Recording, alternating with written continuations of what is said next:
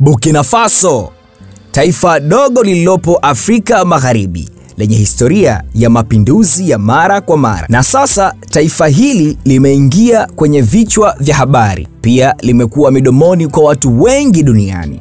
Serikali ya kijeshi imedai kuzuia njama kubwa ya mapinduzi dhidi ya kiongozi wake wa sasa, Captain Ibrahim Traore.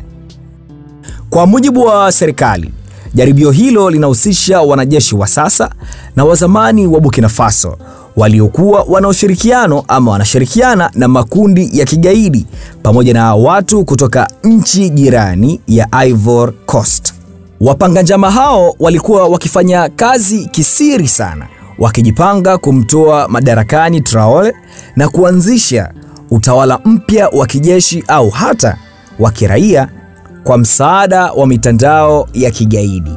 Lakini hii si mara ya kwanza kwa Captain Traore kukutana na msukosuko wa kisiasa.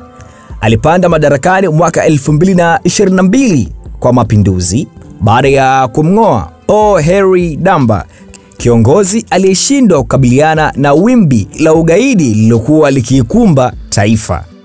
Traore, kijana mwenye umri wa miaka 35, aliahidi kurejesha usalama na uhuru kwa wananchi huko Burkina Faso. Lakini miaka miwili baadaye, ahadi hizo bado zimetekwa na mapambano ya ndani, mashambulizi ya vikundi vya ugaidi na sasa njama ya mapinduzi. Hadi sasa watu kadhaa wamekamatwa kuhusiana na njama hii, uchunguzi huku ukiendelea. Lakini baadhi ya wachambuzi wanasema hii inaweza kuwa ni sehemu ya mkakati wa ndani wa serikali kuondoa wapinzani wake kwa kutumia kisingizio cha usaliti na usalama wa taifa. Je, ni njama halisi au ni mchezo wa madaraka unaendelea kwa jina la usalama wa taifa? Huku wananchi wa Burkina Faso wanasalia kati ya mashaka, uoga na matumaini madogo kabisa. Mapambano ya kisiasa na jeshi yanaendelea, lakini swali kuu linabaki, ni nani hasa anayelinda Burkina Faso?